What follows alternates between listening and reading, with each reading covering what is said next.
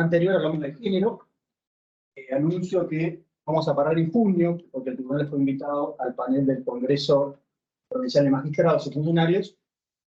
Volvemos en agosto, el 1 de agosto viene el doctor Giacobacci, y el 12 de septiembre la doctora Patricia Ziffer va a dar una sala de capacitación interna, tema que habitualmente tratamos en casación. Estamos trabajando mucho, faltan 4 jueces al tribunal. Desde marzo hasta ahora, perdón, desde febrero hasta ahora hemos sacado 1.970 causas. Incluso tenemos una sala que está sin integrantes y con gran esfuerzo, sobre todo que trabajan en esta sala, que agradecemos mucho, el compromiso de la sala. Estamos todos cubriendo 2 veces por mes, durante 2 meses. Y con estas limitaciones que nos afectan a todos, estamos tratando de mejorar el sistema de justicia.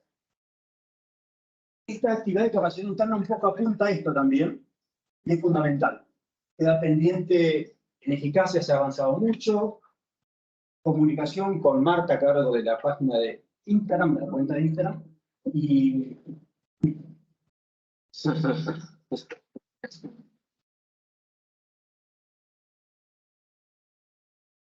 Marta Florencia Índice, y también es Santiago Moisónico.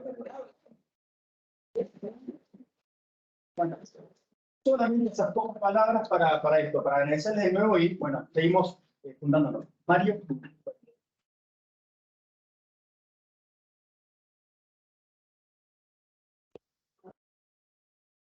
Buenas tardes a todos. Muchas gracias, insisto, en agradecer la presencia de todos y, obviamente, la presencia de todos los que también están conectados vía la página de la Suprema Corte, que también vaya un agradecimiento por permitirnos esta posibilidad de llegar a todos los rincones de la provincia,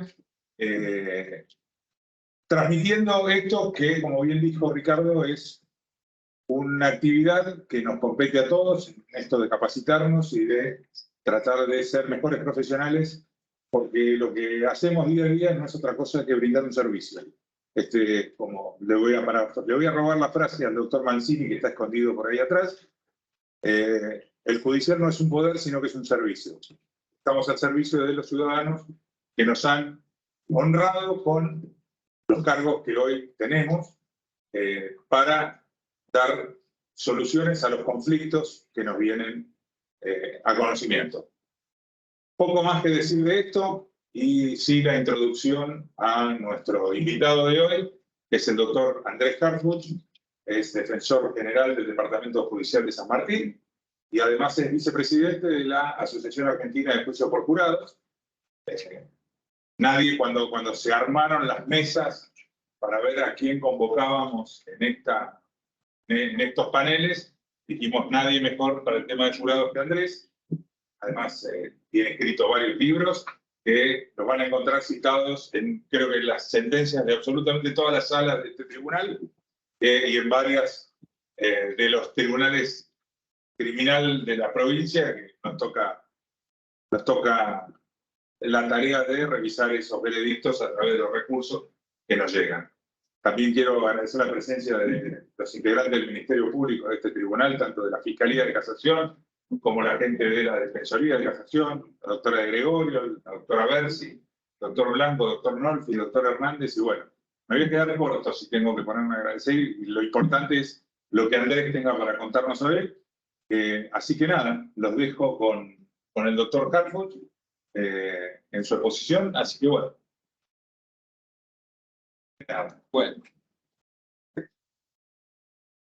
Bueno, ¿qué tal?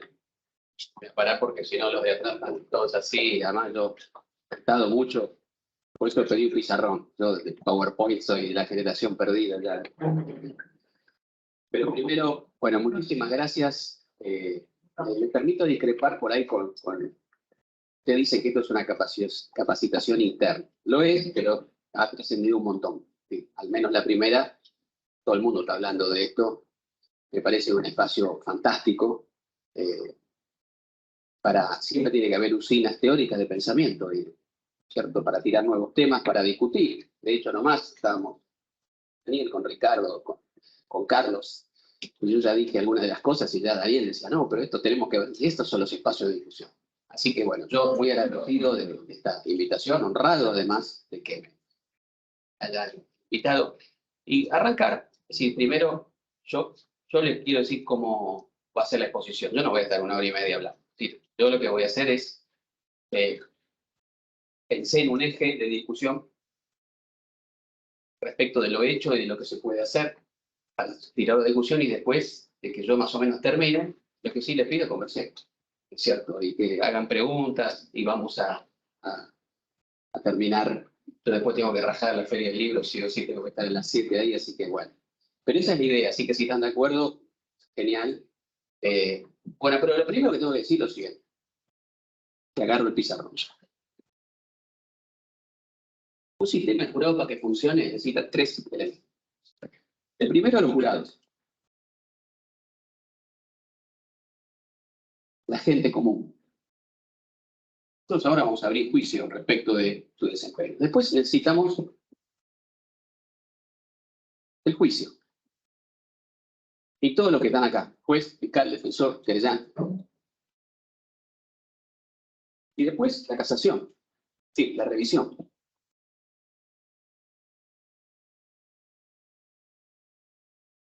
Nosotros ya tenemos, yo acá me lo anoté, me lo traje. Miren, fíjate que bueno. Fecha 1 de noviembre de 2015. Para la casación bonaerense, el juicio por jurado no tiene vuelta atrás. El primer fallo. El leading case pasó. Que ya son casi 7 años. Sí, 31 de octubre del 2015. Lo cual habla un poco, lo decía el doctor Maidana, ¿no? De que esto es algo que quienes estamos en las trincheras vemos con beneplácito de que el tribunal de casación se expide rápidamente. Esto es muy importante para el sistema. Entonces, fíjense, el primer juicio por jurados de la provincia, de la historia, fue en marzo del 2015 y en octubre ya tenemos el primer fallo revisor, etc. Con un título que tiene que ver con la charla que yo quiero dar, disparador. Pero entonces, después nosotros tenemos ya más de 600 juicios en la provincia de Buenos Aires. ¿Podemos ya discutir? ¿Los jurados han hecho las cosas bien? Yo creo que sí. Hemos tenido escándalos así. La gente dejó de venir, huyó despavorida, por todo el mundo decía, no, no van a querer venir. Han hecho su labor, esto cumplieron. Tenemos que ver acá. Acá tenemos un enorme tema de capacitación porque era una institución novedosa para ni siquiera nuestro sistema judicial argentino. Creo cultural, de formación ideológica nuestra. Yo vengo de la misma facultad que vienen casi todos ustedes, una facultad de universidad, pero todo con una formación dogmática fuerte, que nunca le dio mucha importancia al tratamiento de los hechos y de las pruebas, pero sí a las teorías y a la cuestión. Entonces, y sin embargo, los juicios se hicieron, no tuvimos que importar abogados de otro lado, ni... Pero después, para que el sistema de jurado funcione, entonces necesita jurados que hagan su tarea, operadores judiciales que cumplan con la ley y traten de hacer posible que esto se cumpla. Esto implica un montón de cosas que vamos a hablar, pero después necesita del apoyo de las cortes revisoras. Sin el apoyo de las cortes revisoras, esto no funciona. En ningún lugar del mundo. No, esto que estoy diciendo no lo digo yo, lo aprendí cuando tuve que hacer parte de mi tesis doctoral en los Estados Unidos. Y esto es casi un mantra. Por eso es que gran parte de todas las cosas que hemos aprendido del derecho, por ejemplo, la teoría del fruto del árbol envenenado, la teoría de la fuente independiente, el control de constitucionalidad, Marbury y Madison, todos vienen de fallos revisores que no te venís. Bueno, entonces, y acá yo me quiero detener y decirle primero, como ya no como defensor, como vicepresidente de la Nación Argentina, el juicio por jurado del Tribunal de Casación de la Provincia de Buenos Aires es una labor extraordinaria en este sentido. Ya llevamos 70, 80, 90 pronunciamientos en relación al jurado y La verdad es que si a nosotros nos preguntaban cómo iban a ser la sentencia de los tribunales revisores, antes que decíamos, bueno, nunca hubiésemos pensado mucho más obstáculos. ¿Por qué? Porque hay otras cortes revisoras en el civil law, por ejemplo en España, que han distorsionado muy fuertemente el sistema de jurado. Entonces, bueno, en fin, que podemos discutir, etc. Pero lo cierto es que la labor del Tribunal de Casación desde este primer pronunciamiento, el 31 de octubre del 2015, hasta adelante, ha hecho una tarea magnífica y nosotros, como Asociación Argentina de Juicio por Jurado, bueno, se lo hemos hecho saber a cada uno de los jueces individualmente, ahora yo lo digo en público para que graben, etc. Por supuesto que va a haber discusiones, etc. Y no solamente del Tribunal de Casación, sino además la Corte Suprema de la Justicia de la Provincia de Buenos Aires, los 4 o 5 fallos que ha dado, ha ratificado en general lo que nosotros consideramos que es la estructura esencial del sistema de jurado, que es lo que creo que hay que proteger y de esto es lo que un poco quiero hablar. Así que bueno, dicho esto, esto hay que tenerlo siempre muy presente. La casación tiene un gran poder sobre el sistema. Y esto se ha visto a lo largo de todas las épocas, inclusive en otros países. Porque hubo discusiones en la Corte Suprema de Justicia de los Estados Unidos, por ejemplo, sobre la unanimidad. La unanimidad, en el año 72, a los jueces jamás dejaron de decir que era una garantía constitucional, pero decían, bueno, ¿se la podemos oponer a las provincias, es decir, a los estados locales? Y algunos decían que sí, y otros decían que no. Lo cierto es que hubo 2 o 3 estados locales que durante unos 30, 40 años tuvieron veredictos de 10-2, 9-3. Bueno, ahora la Corte Suprema dio vuelta ese precedente y dijo, señores, los veredictos por mayoría son inconstitucionales porque la unanimidad es una garantía constitucional derivada de la garantía del juicio por jurado. Por lo cual quiere decir que el poder de las cortes revisoras sobre el sistema de jurado es muy importante y esto es un pedido que le hacemos a la casación para que siempre trate, por supuesto, con todo lo que significa la independencia judicial, de seguir cuidando el sistema. Porque el sistema necesita todavía arrancar, consolidarse, y creo que uno de los jueces me decía, mira, el sistema está consolidado cuando cada juez en la provincia de Buenos Aires y cada fiscal del derecho por lo menos 15, 20 juicios por jurado cada uno. Todavía eso no pasó porque estamos en una fase de transición. Bueno, entonces, por lo tanto, entonces creo que la casación ha hecho una labor ejemplar, ¿cierto? En todo sentido, porque después de esto vamos a hablar de lo que yo hablo sintonía gruesa, sintonía fina. Hasta ahora la casación se ha ocupado de, y creo yo con bastante prudencia, porque hay muchos errores cometidos acá. Pero son lógicos. ¿Qué pensamos que vamos a hacer algo, no sé, como en las películas? No, es imposible hacer eso. Al principio va a haber defectos en las instrucciones, va a haber defectos en los formularios de veredicto, va a haber defectos en la litigación. Las barbaridades a veces que dicen las querellas, la fiscalía, la defensa, pero barbaridades a veces de que venimos acostumbrados del otro sistema. Por ejemplo, en La Plata hace tiempo un abogado que se enfureció y en medio del jurado le dijo, mire, si esto sigue así, me voy a cámara, dijo. Los jurados se miraban y decían, ¿a dónde va a ir? Bueno, y bueno, después la jueza, que era el chiste, le dijo, doctor, son las 14 y ya no hay nadie. Y bueno, y empezó los gritos. Bueno, pero esas cosas hay que dejarlas pasar al principio. Bueno, pero lo cierto es que, y después, bueno, ahora, pero la casación ya se ha expedido sobre la garantía de juez natural, el guardián, las instrucciones. Se ha expedido sobre el jurado estancado. Se ha expedido sobre la motivación y motivación. Veredicto general. Veredicto inconstitucional. Eso ya es más sintonía fina. Yo hablo de lo grueso. Decía, el fallo Ruppel ha dicho, bien, las notas características esenciales de un jurado son, uno, tiene que tener 12, ni uno más ni uno menos. Porque esto es el corazón de la charla que yo quiero dar ahora para el futuro. Tiene que ser tender a la unanimidad, como casi todas las demás provincias argentinas. Tiene que ser firme ese veredicto. Es decir, el jurado dice no culpable, se terminó. Dice culpable, bueno, tendrá derecho a un recurso que ustedes saben que es imposible casi revocar. Y que de tanto en tanto puede ser. Si el tribunal de casación, créanme, esto no se lo digo como un halago demagógico porque yo estoy acá, se está comportando como una corte de apelaciones del common law calcada. Es decir, no solo por los fallos que dicta, sino porque además muy de vez en cuando revocan un veredicto, pero lo hacen porque a veces que es necesario hacerlo. Entonces, aún sin siquiera saberlo, operan como si. Quiere decir que han entrado en la lógica, sí. Eso es muy importante. Bueno, entonces, y tantos otros temas que después seguramente van a surgir. Pero bueno, ¿cuál es el corazón de lo que yo quiero decir básicamente? Porque antes de venir acá, yo estuve hablando le dije, mirá, hablando inclusive hablé con Cafera Tanore, con Alberto Villa, mirá, voy a estar. Decían, sí, pues yo ya tengo una idea básica de ese pueblo, pero yo creo que tenés que insistir con un punto que para nosotros siempre ha sido fundamental, que es, entonces, vuelvo al pizarrón.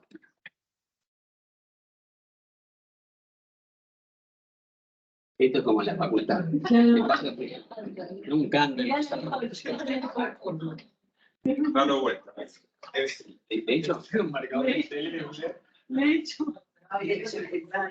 ustedes no saben lo que Realmente no tenés. en la uva es térmico. Igualito que en Estados Unidos. Ahora escribirá. Entonces, ¿alguna de ustedes tiene la Constitución en la mano? No. El teléfono la tiene. No, ¿por qué? Porque creo que es así, porque además, como nos están viendo, etcétera, yo voy a escribir el artículo 118.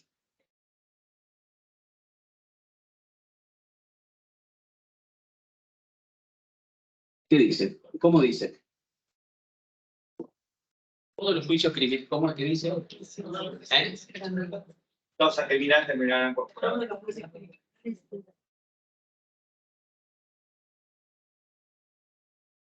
118.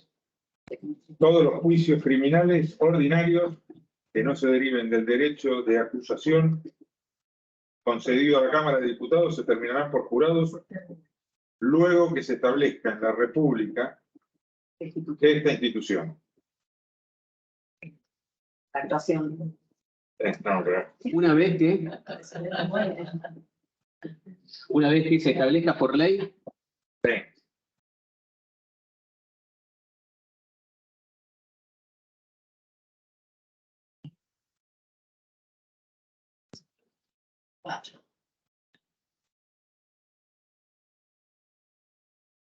Dice, luego que se establezca esta institución. bueno.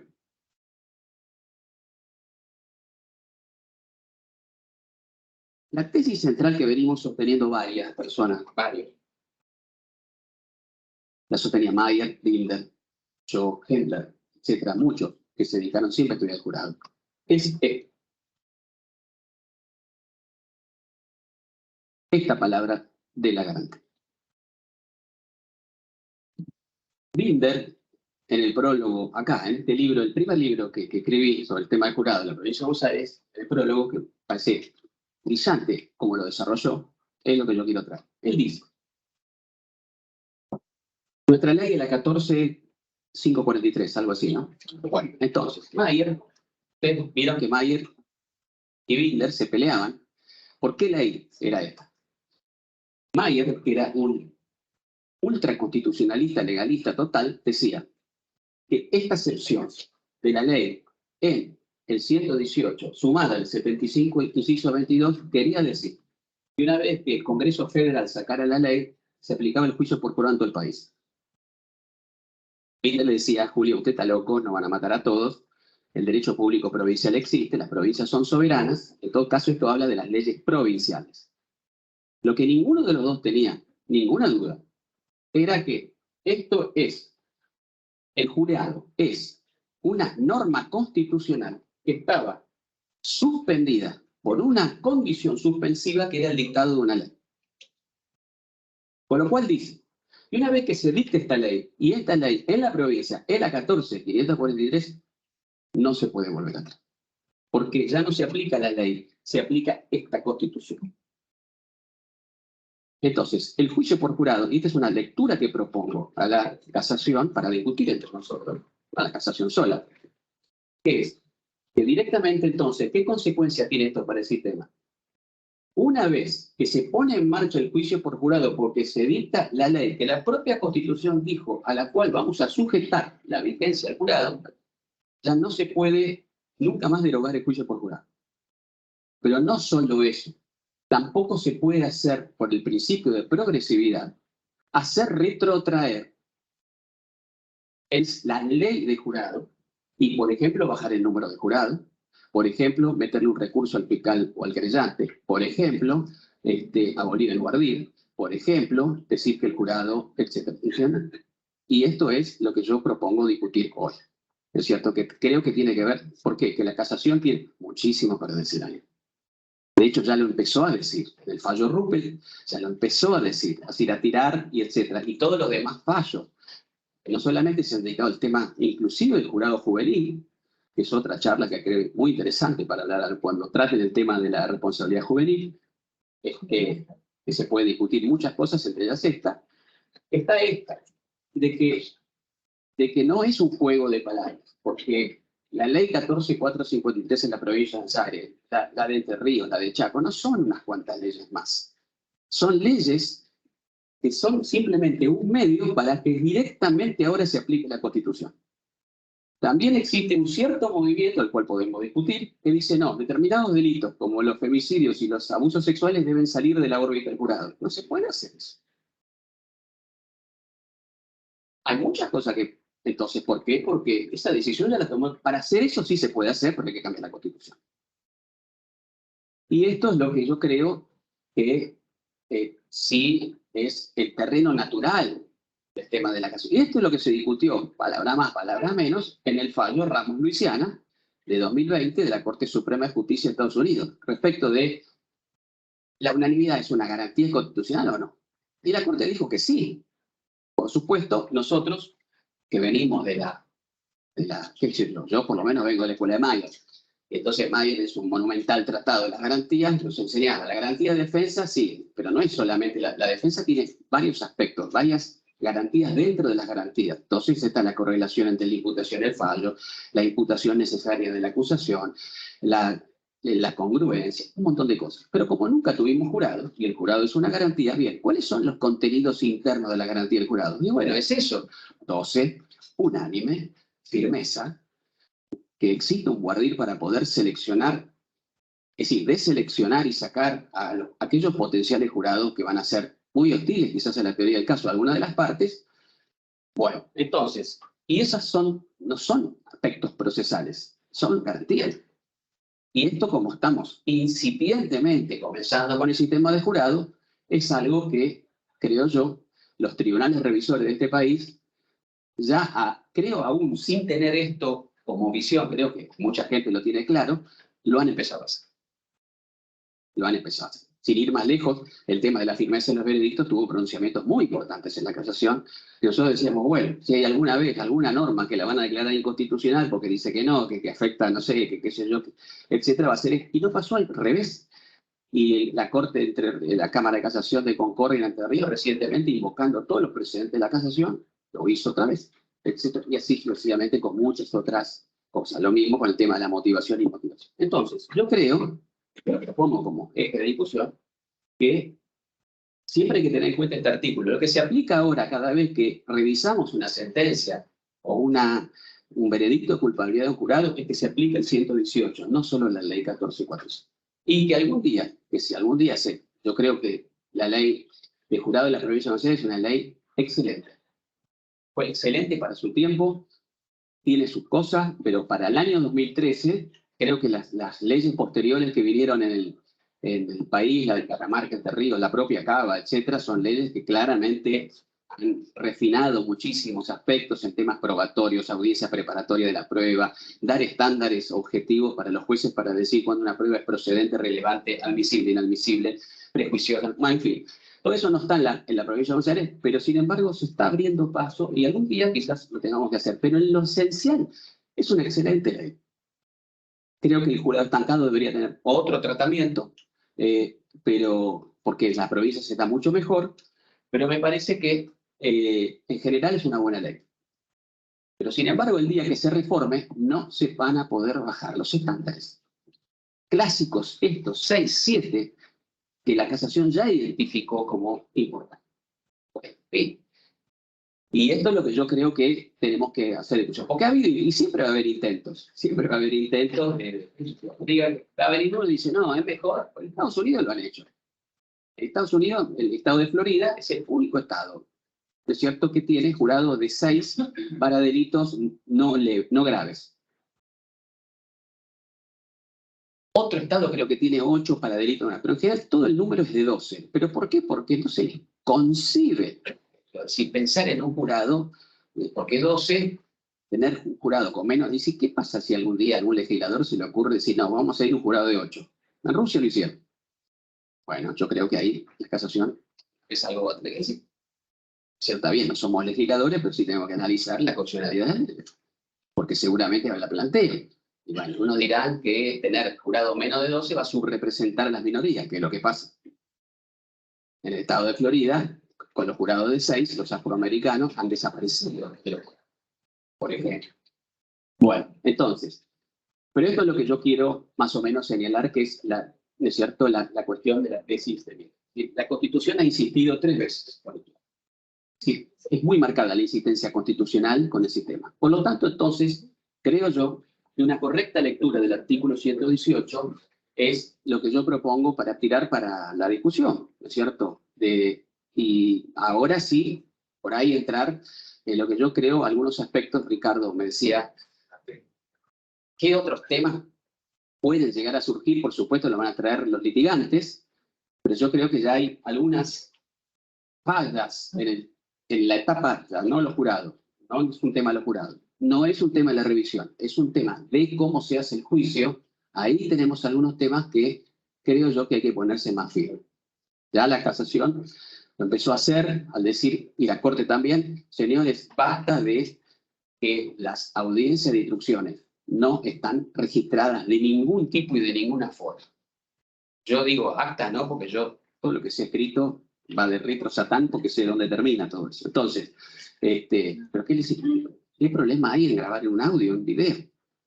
¿Cómo va a ser la revisión para revisar instrucciones y discusiones, si hubo protestas, objeciones, etcétera, si no hay nada registrado? Y ya creo la Corte en el fallo Alvarete-Lechea fue muy enfática decir esto se tiene que terminar. Y yo creo que eso es algo ya que hay que empezar a ser más riguroso, ¿no es cierto? Porque, ojo, ustedes creen que no escuchan, pero escuchan.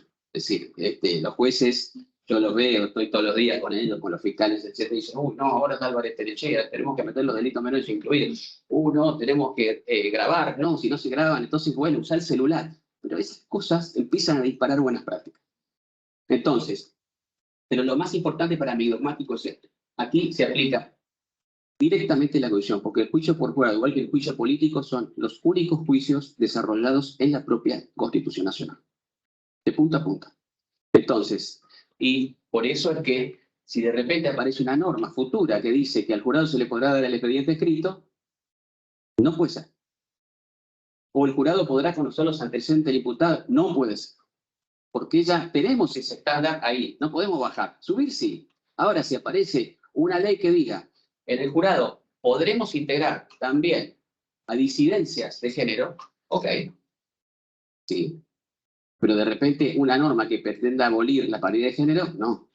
¿Entienden el punto? Este para mí es el punto de discusión. Algunos pueden no estar de acuerdo, obviamente, pero es lo que a mí me gustaba poder traer y poder discutir con ustedes este punto de vista. Pero me parece que es una norma ya, hoy, mientras estamos hablando, de lunes a viernes hay un encuentro muy importante en Capital, muy trascendente, en la Mesa Federal de Cortes sobre juicio por jurado. Están todos los presidentes de las Cortes, etcétera, casi todos, haciendo un pacto de implementar el juicio por jurado en todo el país. Nosotros no podíamos ni creerlo. Bueno, el doctor Valerio, que es una persona muy inteligente, es miembro de la Corte Suprema de Justicia de Mendoza, dijo, miren, yo soy políticamente incorrecto. Yo juez hace muchísimos años, pero nadie me puede ocultar porque vengo del Partido Radical, etcétera, etcétera, mendocino, etcétera. Pero yo, antes que penalista, etcétera, me formé como constitucionalista. Y yo quiero decirles aquí que en mi experiencia con el sistema jurado de Mendoza, que es fantástica, que yo, ahora van a empezar a un jurado civil, dice, jurado para mí no es una institución procesal, es política. Es política, significa el control popular directo del pueblo en toda la maquinaria judicial. Ya la casación empezó a hablar de esto también. ¿cierto?, del concepto de reserva de poder, es decir que, y cosas que, bueno, seguramente ustedes preguntarán y charlaremos, ¿no es cierto? Yo creo que uno de los puntos, bueno, Daniela también, ¿no es cierto?, me va a decir, y David tiene razón. Tiene razón, ¿vieron cuando alguien tiene razón y no tiene razón? Bueno. Por ejemplo, yo creo que uno de los aspectos que me acuerdo cuando se... Ah, bueno, y de paso le tiro un chivo, que es que en septiembre se cumplen 10 años de la ley de jurado y va a haber un acto, va a haber muchos actos, pero creo que la asociación de jurado va a ser una ceremonia breve, que qué sé yo, etcétera, para invitar al entonces ministro Casal, que fue el que se le ocurrió sacar la ley, y a los legisladores que la votaron, etcétera, pero bueno, va a ser una cosa más emotiva que otras cosas, pero ya van 10 años de vigencia de la ley. Pero me acuerdo que cuando se estaba discutiendo, nos llamaron a Granillo y a mí y nos dijeron, mirá, la ley, porque al principio la ley parecía que iba a salir con interrogatorio, de hecho lo juraba, decir un jurado medio europeo, no digo nada, evidentemente. Entonces, bueno, discusiones, interesantes discusiones. Pero nos dijeron, mirá, o sale renunciable y el acusado y su defensor lo pueden hacer, o no sale. Miramos con Héctor, dije, cerremos los ojos. Pero nosotros ahí mismo estábamos sintiendo que no iba a haber un solo juicio por jurado en la provincia de Buenos Aires. Y nos equivocamos grandemente. ¿Por qué? Porque hubo un montón de juicios por jurado, al punto tal que desencadenó una revolución total, no solo en el país, sino en los países vecinos. Y ya están todos mirando qué está pasando acá. Todos, ¿eh? Y no solamente Brasil, Uruguay, Chile, Paraguay. En Estados Unidos y en Inglaterra. Yo ya recibí 4 alumnas y alumnos de universidades norteamericanas e inglesas que han venido a estudiar el jurado civil, pagan todo, van a ver juicios, etc. Argentina ni ver. Lo que más les atrae es que cómo puede ser que en Argentina haya mitad mujeres, mitad varón. No lo pueden entender.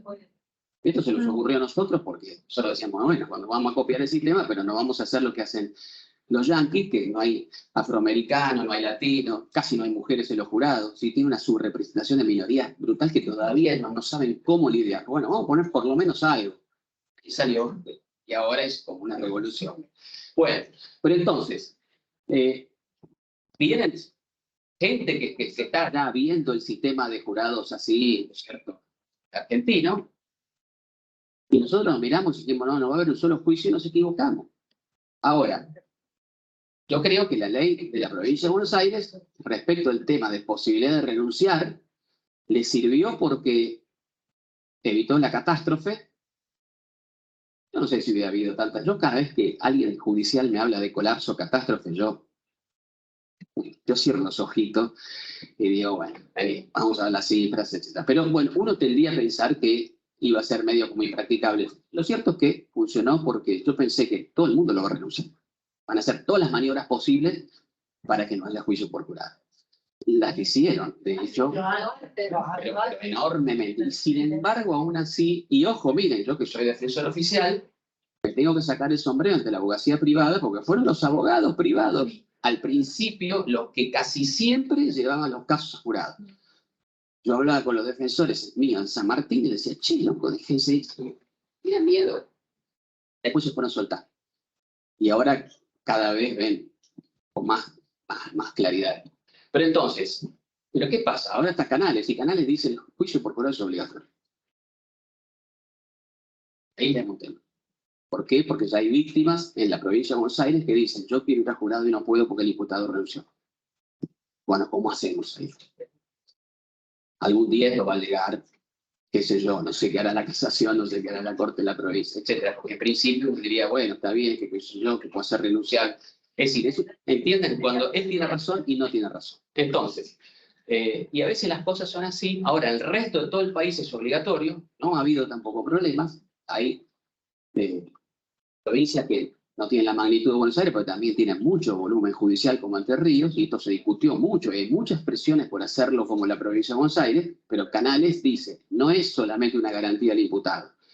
La presencia de las ciudadanas y ciudadanos en los delitos más graves es la forma directa de que el pueblo ejerce el control sobre el Poder Judicial, y la Constitución ha querido que eso suceda, y eso no se puede renunciar. Ese es un punto de vista que hay que ver. Ese es el punto de vista del juez Anthony Scalia, que falleció en Estados Unidos, de la jueza Ginsburg, que falleció en los Estados Unidos, y es el que está trayendo a veces, es cierto que, bueno, lo han dicho en fallos famosos que han sido citados en esta casación, Alain, bueno, Apprendi, New Jersey, etcétera, que dicen claramente, la sexta enmienda dice que nada de lo que suceda dentro del Poder Judicial puede estar exento del control directo del pueblo. Y la manera de hacerlo es el jurado. Bueno, es un tema también, ¿no? Y yo creo que el 118 es casi la traducción textual de lo que es la sexta enmienda y del artículo 3 de la Constitución de los Estados Unidos. Inclusive es palabra por palabra. Esta palabrita el que la Corte se basó para decir que no es optativo, no es renunciable. Porque, que yo sepa, ese verbo es imperativo.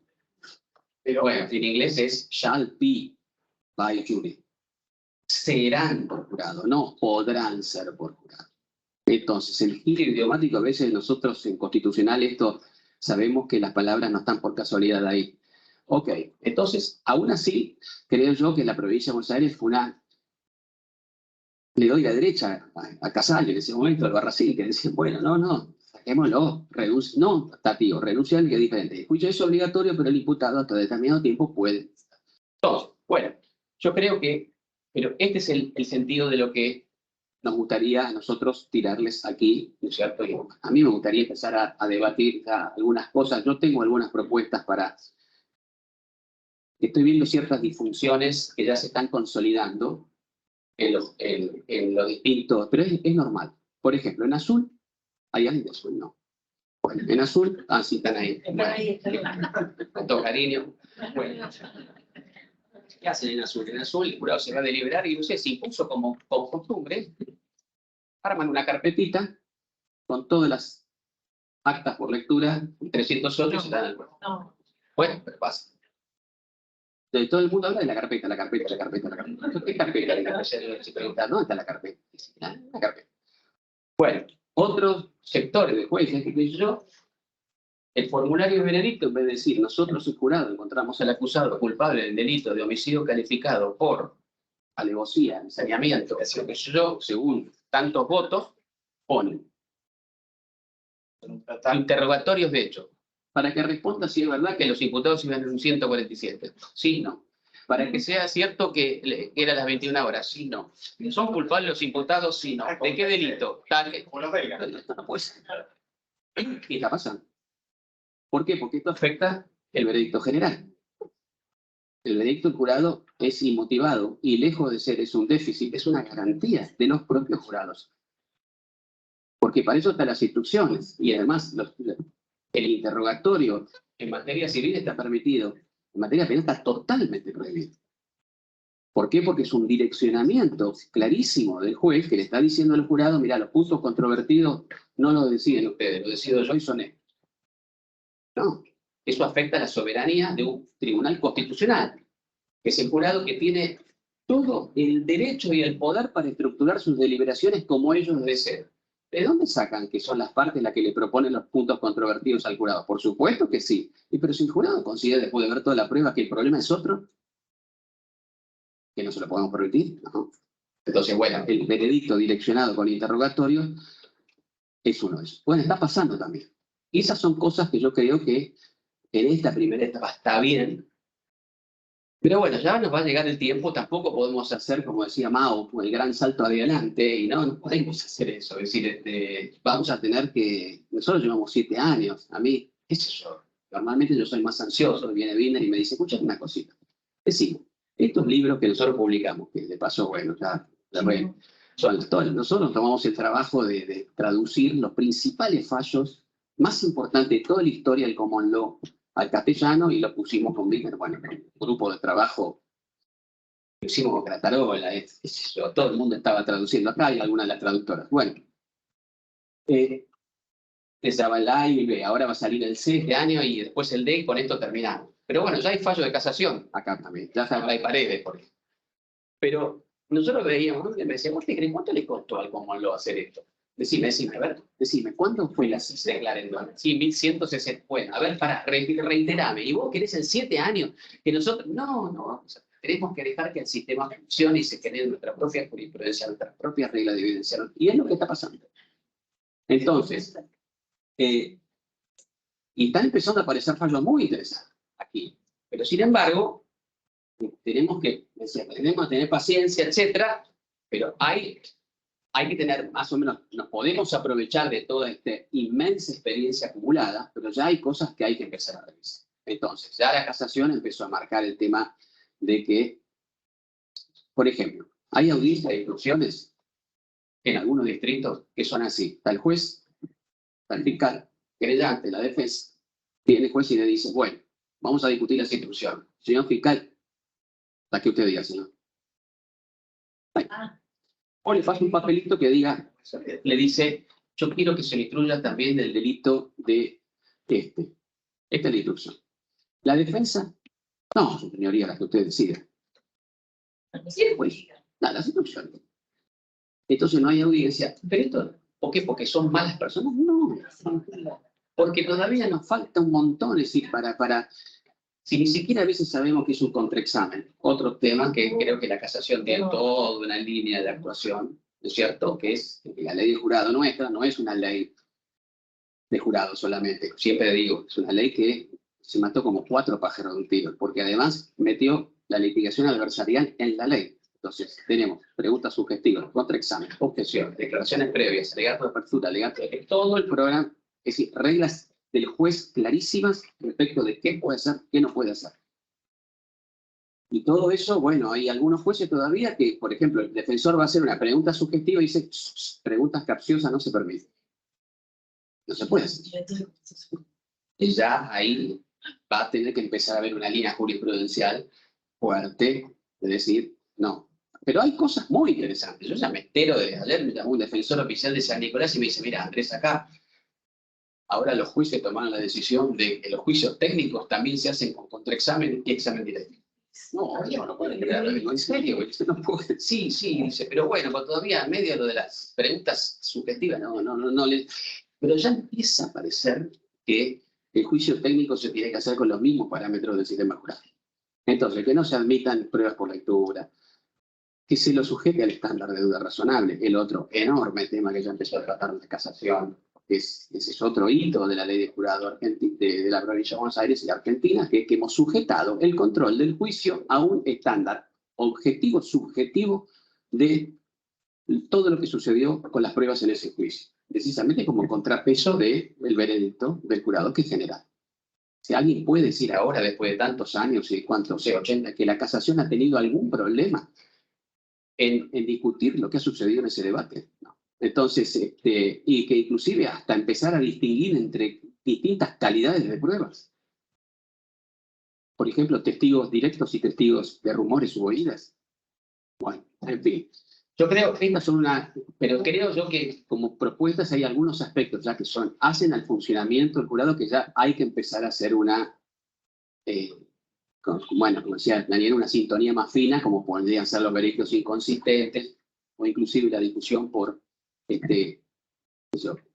no sé, yo todavía tengo dudas, por ejemplo, respecto del famoso fallo Barton que ha sido citado. Bueno, no hay ninguna duda que si hay un delito menor incluido, grande como una casa, que ni las partes lo piden, no se oponen, pero está ahí, etcétera, el juez lo tiene que instruir, ok, bien. ¿Qué pasa si el defensor se olvida? Hay una defensa, el tipo es un chambón, y el tipo está con la inimputabilidad e inimputabilidad. Hay una legítima defensa más grande que una casa. ¿El juez la tiene que instruir? Bueno, en Estados Unidos, Inglaterra y Canadá dicen, con el tema de la defensa, con el tema de la acusación no hay ninguna duda que sí, porque si no se estaría sustrayendo la autoridad del jurado. Pero el tema de la defensa amerita otra lectura. Esto va a pasar, está pasando. Entonces, yo no sé, pónganle que yo soy juez y yo le imparto. Yo le llamo a las partes y le digo, escúcheme, señor defensor, acá hay una legítima defensa más grande que una casa. ¿Usted no piensa decir algo al respecto? No. Mi tesis es la de la inimputabilidad. El juez que está, no solo como juez, sino como la prolongación del juez es el jurado, que necesita de él, porque el jurado no conoce la ley. Los jurados por ahí intuitivamente van a decir, sí, qué sé yo, pero ¿cómo que no? Entonces, yo juez, por ahí le explicaría al jurado que una alternativa a la no culpabilidad es que ustedes consideren que el señor se defendió. Y la ley que establece esto dice tal. Bueno, en fin, yo creo que ya son temas que, bueno, podemos empezar a discutir. Yo, en realidad, acá dejo de hablar yo, ¿no es cierto? Pero, nuevamente, reitero, para mí el eje de toda la discusión presente y futura del fallo de la canción pasa por cuidar el sistema, darnos cuenta que hay que cuidar la ley, porque va a haber siempre reformas, siempre va a haber. Es un milagro que la ley de juicio popular de la provincia de Buenos Aires cumpla 10 años sin que la hayamos tocado. Habla bien de nuestra institucionalidad. Habla bien. El Código Procesal Penal nuestro ya no sé ni cuántas reformas tiene. 39. Pero la ley de jurado la han cuidado, la hemos cuidado. Es un hito, pero va a haber reformas. Entonces, y hay que estar muy atentos porque ya no se puede bajar el estándar, pero ¿por qué? Porque si lo haríamos estaríamos violando la Constitución. Este es nuestro punto de vista. Bueno, yo dejo aquí y charlamos.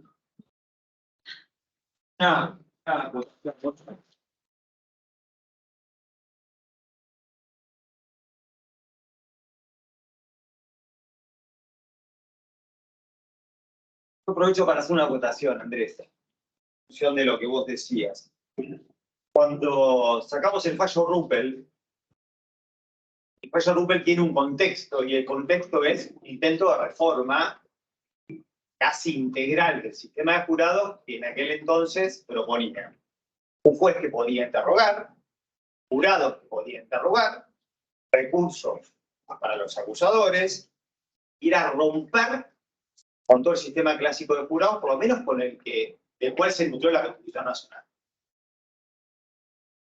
Nosotros, a diferencia de muchas otras provincias, junto con Neuquén, tenemos un problema, en alguna otra provincia creo que también, tenemos un problema con respecto a la ausencia de unanimidad. Vos decías que es una de las garantías, quizás, si no la más importante de intervención contra la arbitrariedad, para quien tiene que decidir desde un estándar de convicción subjetiva e íntima convicción, la unanimidad es una de las mayores garantías de interacción. Entonces, en función de lo que vos decís, del artículo 118 de la Constitución Nacional, ¿no sería preferible una ley madre? Yo te voy a hacer un paralelo con la ley de ejecución. ¿Sí? Una ley madre que ponga un modelo básico de estándares que no se pueden perforar. Esos mismos estándares de los que vos hablabas recién.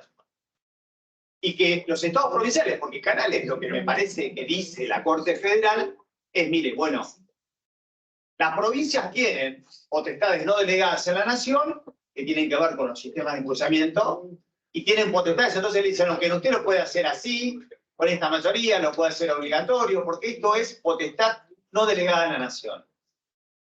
También esto ordinariamente, todos sabemos que es correcto. Ahora, ¿podría establecerse una ley de Congreso Federal? ¿No sería preferible donde unifique los parámetros esenciales y básicos que desde donde se desprende la interpretación o deriva la decisión constitucional nuestra, que no fue modificada en ese sentido, que es el jurado clásico? El jurado clásico tiene 4 o 5 ejes que dijiste vos, que los establezca una ley nacional que sea igual para todo el país y que se respeten después las diferentes legislaciones provinciales pueden establecer reglas de evidencia a su estilo, tendrán su contexto, podrán decir otras cosas que tienen otras cuestiones, tienen que ver con la implementación y demás. Pero por lo menos, la esencia del modelo que sea intocable y que venga de una ley federal. Esa es la discusión de Mayer y de Binder y de Hendler y de tanta gente y de Vázquez Rossi respecto de qué alcance tendría esa ley federal. Bueno, la Corte, a su modo en Canales, dijo que la ley federal que el Congreso dicte va a ser para de aplicación de la justicia federal. Con las provincias son soberanas, es cierto. Pero yo le hice esta misma pregunta que vos me decís a Sherry Diamond, que algún día ojalá pueda venir aquí. Sherry Diamond es una gran teórica norteamericana de Chicago. Y le pregunté, le dije, Sherry, escúchame. Si el estado de Wyoming dice, mira, el jurado clásico es una porquería, vamos a poner un escabinado como los europeos que mejor. No, sería inmediatamente repelido de inconstitucional por la Corte, antes que salga esa ley. incumplas, porque eso violaría la Constitución, nuestra Constitución. Entonces, lo que cuando vos decías esto, yo pensaba en esa como, es decir, ellos ya directamente, viste, los ingleses ni constitución tienen. No tienen constitución escrita, sin embargo tienen constitución. En el eje está la constitución. Y de tantos fallos de jurisprudencia, y a nadie se le ocurriría más tocarla. Y si quisieran hacer algo así, inmediatamente dirían, no, esto acá no se puede ni avanzar. Ahora, yo no desconozco que el poder que tiene el CPP federal respecto de los CPP de las provincias es una orientación muy grande. También nos cabe que algún día lo apliquemos, pero el día que se aplique, yo creo que ya se terminaron las provincias como Formosa, Misiones, San Luis, que tienen sistemas todavía con juez de instrucción y con actas escritas. En Misiones creo que no ha habido nunca un juicio oral, todo abreviado, no ha habido juicio. Entonces eso ya no va a poder ser más. Bueno, con lo cual yo coincido que la idea es esa, la ley federal, que estamos discutiéndola ahora, o sea, varios intentos, tiene un artículo que dentro del respeto a la soberanía de las provincias dice, esta es una ley marco. Una ley marco que establece estándares que, bueno, las provincias, hay que buscarle el lenguaje, pero la idea es exactamente eso. Pero yo igualmente, sin embargo, contra todo esto está también la experiencia norteamericana que me dice, mira, lo fascinante del jurado argentino es que ustedes están teniendo leyes muy parecidas, pero con pequeñas diferencias en las provincias, porque las provincias son como pequeños laboratorios en permanente experiencia. Entonces, de repente tiene, Neuquén no le gusta el jurado estancado, Río Negro tampoco. Entonces dice, si vos nos juntás los 12 votos, bueno, en Río Negro dice, después de un tiempo racional de deliberación, le vamos a autorizar al jurado que hasta 10 está bien. Si no juntan 10, absolución. Pero el jurado estancado, le dijimos, no, ¿qué jurado estancado? Absolución. Digo, esto es un lío. Entonces decían, no, ¿cómo que es un lío? Y bueno, vos no podés absolver a un chacal de un triple crimen con 9 tipos que te están diciendo que es culpable. Entonces ahí empezamos a entender el valor del jurado estancado. Entonces, aún así, hablando de la unanimidad funciona en todos lados en este país. ¿Por qué no podría funcionar en la provincia de Buenos Aires? Y coincido, Carminiani, el maestro de Carrara, era un feroz antijuradista. Totalmente en contra del jurado. Carminiani reconocía que la única, ¿por qué no le gustaba que el jurado lo motivara? Entonces, que la única garantía verdadera que existe, que dice con la cual, yo le decía palabra menos, me puedo bancar la inmotivación, es que el jurado dé un veredicto unánime. Esa es la garantía. Por ejemplo, respecto de ver el 118 como que se aplica directamente, es decir, cuando ustedes están dictando los fallos, darse cuenta que no están aplicando la ley 14453, están aplicando esta norma. Si algún día se le ocurre al legislador darle un recurso al fiscal o al querellante contra la absolución, estaríamos metiendo por la ventana a decir, bueno, el verdadero veredicto no es el del pueblo, es el del... Eso desestructura el sistema. Es el del Estado, ¿no? Entonces, por supuesto que es un problema, pero bueno, porque no me quiero meter en el homicidio porque sé que voy a ir muerto con esa, pero hay otras garantías en juego de la centralidad del juicio público. Entonces, todo remite acá.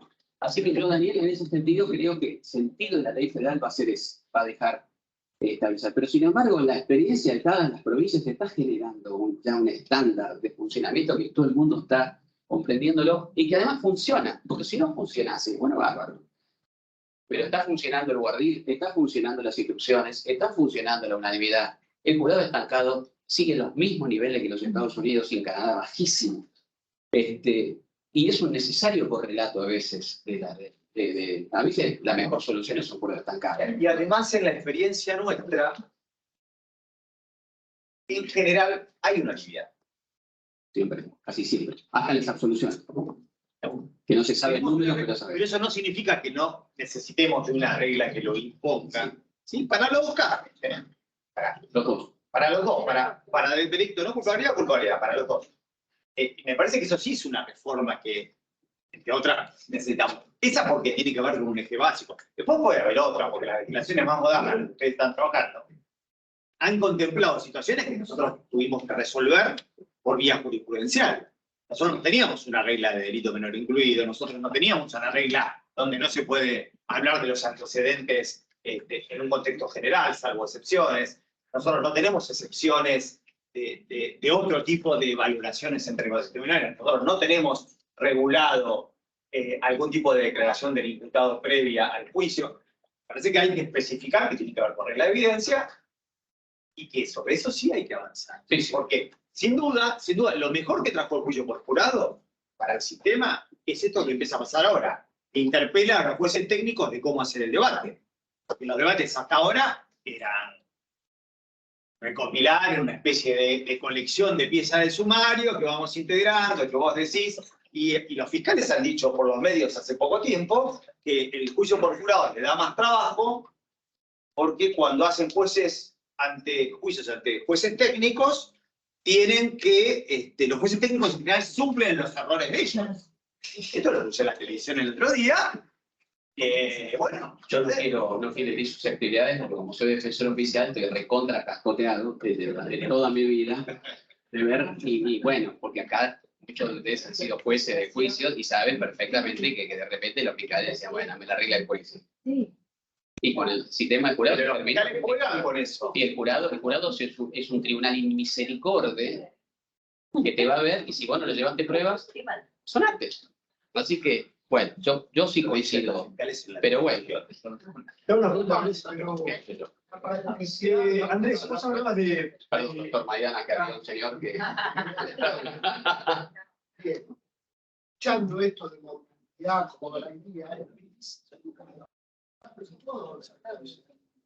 de casación, yo creo que la practicidad que me da este margen por jurado, veo la deliberación muy difícil de la unanimidad. Generalmente, cuando estudio al jurado, después técnico, veo por ahí jurados.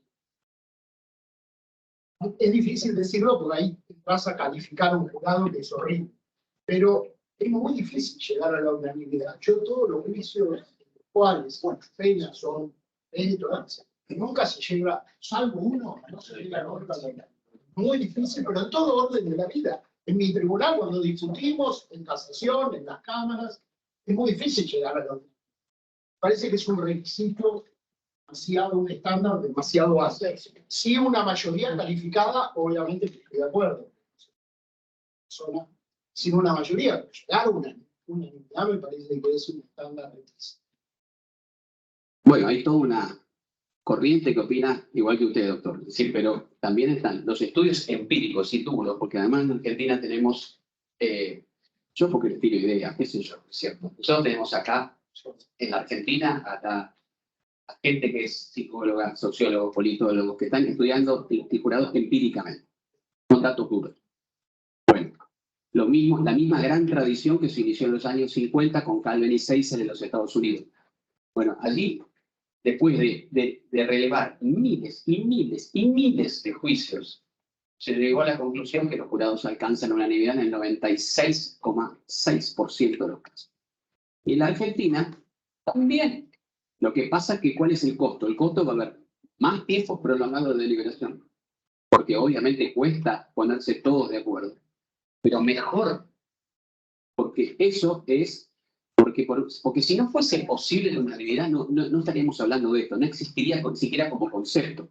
Lo cierto es que el número de veredictos unánimes, sea de condena, sea de absolución, es muy alto, pero es verdad que exige, ahí le doy la derecha, una preparación y un rigor en la presentación de la prueba, en la filtración de la prueba inservible y en un manejo férreo de la conducción del juicio que los jurados lo facilitan.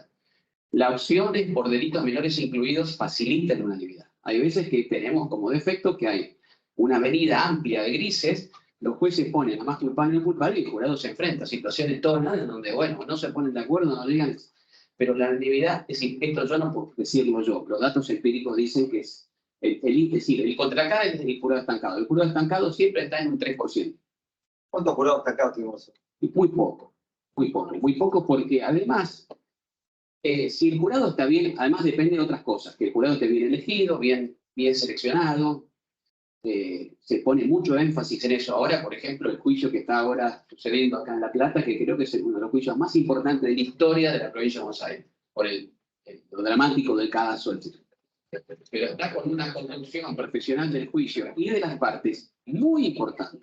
que permitió que un juicio de, imagínense una masacre policial, 4 imputados, 400 tiros, no sé qué, 5 chicos muertos, el expediente nomás en la torre de Pisa por doble así, iba, es decir, nomás había 400 y pico de testigos ofrecidos, 3 meses de juicio, bueno, ¿en qué se?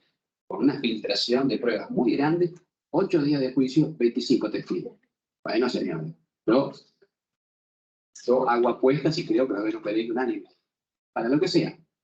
Porque está bien, es decir, el sistema. Ahora, exige sí una preparación más grande, pero creo que es un valor inestimable el tema de la mañana, más allá de eso, y considero que es una garantía incorporada dentro de la garantía del jurado. El tema del jurado estancado. Alguna vez hemos hablado y vos me has dicho que requiere un ajuste la normativa provincial en cuanto a que establece las 3 deliberaciones, la nueva manifestación del Ministerio Público Fiscal, y en alguna charla que tenía con vos me has dicho, no, el jurado estancado cuando el jurado no puede dar un veredicto. Eso nunca me terminó, nunca terminé de entender por qué. Gracias por la pregunta. Otra de las cosas que nos tenemos que acostumbrar. ¿Dónde dice la ley que el jurado tiene que dar el veredicto ese día?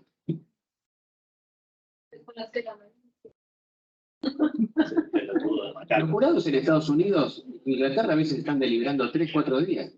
Porque claro, para llegar a una unanimidad se requiere, pero es la mejor manera de eliminar el error judicial. ¿Pero por qué? ¿De dónde sacamos? Pero es verdad, no. Entonces, son las 6 de la tarde, lo mandamos al jurado a deliberar y en nuestras mentes está, hoy tenemos que tener veredicto. No, no es así.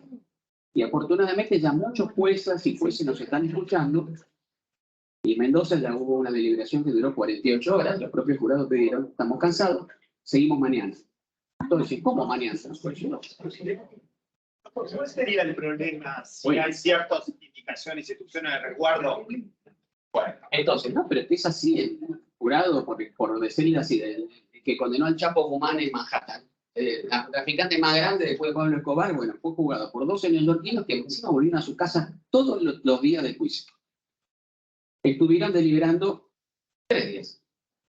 Iban a la casa, volvían. Iban a la casa, volvían. Bien, entonces, con el jurado estancado es esto. ¿Por qué? Si el jurado dice, no, mire, no pudimos llegar a un acuerdo, ¿qué hace un juez en los Estados Unidos? Keep going. Lo manda de vuelta a deliberar. Pero vuelven al día siguiente. Mire, no nos podemos poner, mire, nosotros tampoco nos podemos poner todos los jueces entre nosotros, así que no se preocupen, resuelvan sus diferencias. Continúen deliberando. Yo les voy a decir cuándo más o menos, porque hay estrategias. Por ejemplo, Harry Dorfman propone, cuando un jurado se le estanca, viene y dice, mire, estamos en desacuerdo. Bien, después de tiempo. Bien, no me digan a favor de quién no está. ¿Cómo están los votos? 9-3. Muy bien. Tienen una instrucción, qué sé yo. Entonces, lo que dice Florencia es, las provincias argentinas, en vez de esto de las 3 votaciones, que nos sirven en realidad, creo, mucho para muchos, pero bueno, no está tan mal. Se permite reabrir ciertos puntos de debate. Si después le puede preguntar a los jurados, díganme, ¿escuchar de vuelta a algún testigo les serviría? ¿Escuchar nuevos argumentos o alegatos de las partes les serviría? Quizás una nueva instrucción mía les serviría. Y los jurados van y les dicen, sí, queremos escuchar al testigo Gómez. Las partes sí están de acuerdo, bien, testigo Gómez. Y entonces, muchas veces los jurados se desestancan solos. Entonces, esto ya estaba en el código modelo de Mayer, Grinover de Pellegrini, de los años 80, que es la reapertura de ciertos puntos del debate. Bien, entonces, ¿por qué? Porque hacer un juicio nos cuesta mucha guita, mucho efecto psicológico, mucha preparación a los litigantes, a la víctima, la revictimización. Entonces tenemos que hacer todo lo posible por superar el estancamiento, que, ojo, reitero, yo soy el primero que dice que no es un fracaso. Hay veces en que el juicio por jurado estancado es la mejor de todas las soluciones. Si quieren me explayo después sobre esto, pero bueno, la tesis doctoral lo escribí, sí, me acuerdo. El concepto de hung jury viene de 1821, el concepto nació cuando había un juicio civil y se peleaban 2 tipos por la propiedad de un negro esclavo. Es decir, el negro era un bien mueble registrable, un auto. Entonces peleaban, no, es mío, es tuyo. Bueno, y ustedes creen la película esa maravillosa que vimos de Lincoln, que yo la veo cada 2 años para seguirlo nada, porque es maravillosa. ¿De dónde vino la abolición de la esclavitud? ¿De un iluminado como Nixon? ¿Como Lincoln? No. porque había cualquier cantidad de gente de los Estados Unidos que luchaban contra la esclavitud. Y muchos de esos foros tuvieron lugar en juicio por jurado. Entonces, ¿qué pasó? Este juez, que en el récord, porque gracias a que ellos anotaban todo, escuchó decirle a un jurado que los que estaban ahí candidatos, imagínense 1821 en los Estados Unidos, dice yo, si me toca estar en este jurado lo voy a estancar. Y los otros policías, ¿cómo vas a estar así? ¿Qué es esto? ¿Quién puede ser dueño de alguien? Si yo le doy la razón a este o al otro, esto es una indignidad. Y estancó el jurado. Y a partir de ahí yo empecé, me lo enseñaron ese caso, y yo empecé a ver al jurado estancado con más cariño. Porque cualquiera de las dos soluciones, a favor del demandante, a favor del demandante, estaba mal. Pero en Estados Unidos el estancado se puede repetir 500 veces. Exactamente. Acá estamos mejor. Acá mejor, pero quiero decir, hay veces que ya tuvimos jurados estancados en Mendoza donde una mujer, acusada de matar al marido, no estaba muy clara la violencia de género, parecía legal, parecía que no había, pero lo mató fuertemente. Bueno, al juicio por jurado, no, parece que le pegó con un sartén de lo que lavó cualquier cantidad de cuchillazos. Un hecho de sangre es cual. ¿Pero qué pasó? Llegó el día del juicio. ¿Es penal chiquito o es penal grande? Es penal. No, No mezclemos discusiones. No, el portero debe ser un penal chiquito. doctor Juan no fue penal, pero bueno. Llegó el día del juicio y ¿qué pasó? Esto me lo contó el fiscal. Llegó el día del juicio y la acusada estaba con cáncer grado 5, se estaba muriendo delante de todos. El propio fiscal dijo, ¿por qué? Estoy pidiendo la perpetua a una mujer que se está muriendo y el defensor, y encima no estaba clara. Con la cuestión es que el jurado se va a deliberar. Después de 8 horas que se escuchaban los gritos, y él dice, no podemos acordar. El juez me llama, por supuesto, me dice, ¿qué hago? Bueno, entonces le propuse la solución de Harry Dorman, que es correcta. Entonces Harry Dorman le preguntaría, y esto les digo para que ustedes, la sesión, ¿cómo están? 9-3, vuelvan a deliberar. A las horas o días, póngale, seguimos estancados. Dígame la cifra. Si sigue 9-3, quiere decir que no se movieron de ahí, es una señal para el juez de que quizás eso no vaya a ningún lado. Pero si el jurado le dice, estamos 11-1, quiere decir que se movieron. Quiere decir que la discusión sirvió. Sigan deliberando. Normalmente en Estados Unidos ellos le llaman the dynamite instruction, la instrucción dinamita. El juez le dice, miren, son casi las 5 de la tarde. Si ustedes nos llegan a un veredicto, nos vemos mañana y ahí los malos jurados se ponen de acuerdo. Bueno, etcétera. Pero son cosas que hay que aprender, vienen de mucho. Antes a los jurados, en cambio, no llegaban a un veredicto unánime y les sacaban el tabaco, la comida, los hacían hacer pis en el recinto hasta que no tuvieran... Y la unanimidad se generó así. Bueno. Hay cierta, ahora, bueno. Tengo una pregunta. Pero, Florencia, a ver que este es un mecanismo interesante, de cierto, que permite que por ahí, si se tiene que estancar, se tiene que estancar. Bueno, ¿qué pasó con este? Entonces el juez a las 2 horas me dice, Andrés, sigue tanto. Yo lo voy a quedar estancado, perfecto. Y el fiscal le preguntó, ¿usted va a seguir con el juicio contra esta señora? Y dijo, no, yo pido la solución. Y fue la mejor de las soluciones. En la sociedad mendocina todo el mundo aceptó esto. ¿Por qué no? Porque no estaba claro que ella había sido objeto de violencia de género. Quizás vieron que era injusto absolverlo, pero también condenarlo. Y fíjense el jurado dentro de su sabiduría, cómo dijeron lo estancó, y el fiscal pidió la solución. Y no salió una sola línea en la prensa. Entonces quiere decir que el jurado a veces, como dice Sheridan, es una pausa valiosa. No es algo malo. Pero creo yo que hay que trabajar. Andrés, hablaste del jurado como una garantía, no lo tenemos para el imputado, vos hablas también de la víctima, del propio jurado. En definitiva, para que sea obligatorio en todos los casos, apuntás a eso. Hace un tiempito hablábamos por teléfono, estaba preparando un voto de un jurado a un joven. ¿El joven en estas circunstancias tiene menos garantías que el resto de la población? No. Yo lo escribí, yo creo que no hay ningún tipo de razón Porque normalmente se habla del interés superior del niño, que yo todavía no sé qué es. Pero bueno, nadie puede definir, lo mismo que definir qué es un paterfamilia en el derecho romano. Bueno, es una idea rectora que puede ir variando en el tiempo, pero creo yo que el 118, si dijera todos los juicios criminales ordinarios de mayores, se termina, pero no incluye a los menores de edad. Los menores de edad son ciudadanos y ciudadanas, como cualquier persona, tienen derecho y goce de todas las garantías constitucionales.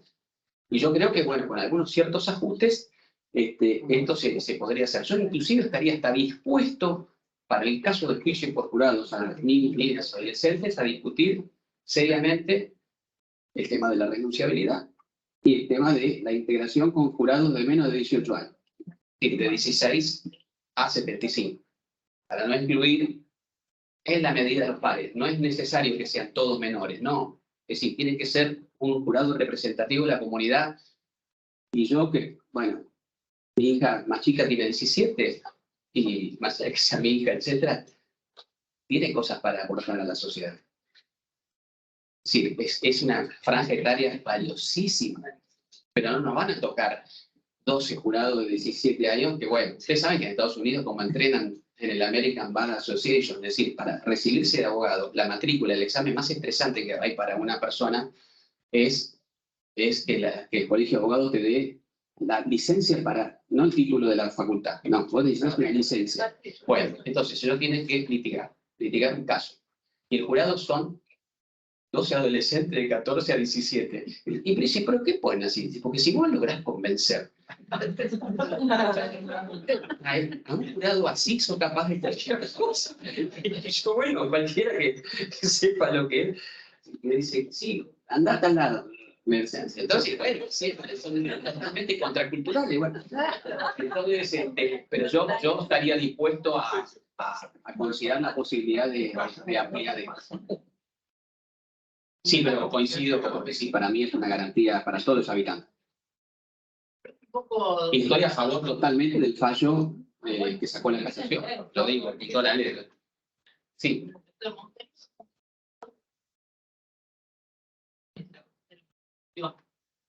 En lo personal, tengo una inquietud con el 106, último párrafo. ¿Existe alguna disposición en el derecho comparado similar tenor? ¿Cuál sería? El 106, último párrafo, que dice en definitiva que las instrucciones que le imparte el juez al jurado tengan suficiente motivación. Yo creo que es un artículo, en realidad... Para tranquilizar conciencias. No, pero además, sí, pero sobre todo, pero que además se hizo cargo del fallo Taxket versus Bélgica. ¿Qué dice eso? ¿Qué dice? Las instrucciones, si están bien hechas, cualquiera las entiende. Nosotros hicimos ese trabajo. Nosotros le dimos instrucciones. Hay gente que no era jurado. Toma, léela. Yo lo hice primero con mi vieja. Bueno, ¿usted sabe lo que es? La mentalidad política de Calígula. Es decir, es tremenda. ¿Qué es eso? Ahora va a ser el juicio en firme del jubilado que está acusado de ejecutar a no sé qué. Yo me dijo, yo estoy en ese jurado, lo saco con una medalla, y que pienso yo, bueno. Pero sin embargo, leyó las instrucciones y las entendió perfectamente. Entonces, la ley de jurado, lo que destacan los norteamericanos que están estudiándolo, dice, ese artículo de las leyes, que si bien coincido con Daniel, es por ahí declarativo, etcétera, dice, las instrucciones estarán redactadas de modo que cualquiera pudiese conocer los fundamentos de la decisión. Yo no sé por qué le dan bola, cómo no, a ese artículo. Yo no le daba bolita. Pero vieron cuando alguien no le da bola a alguien y otros sí.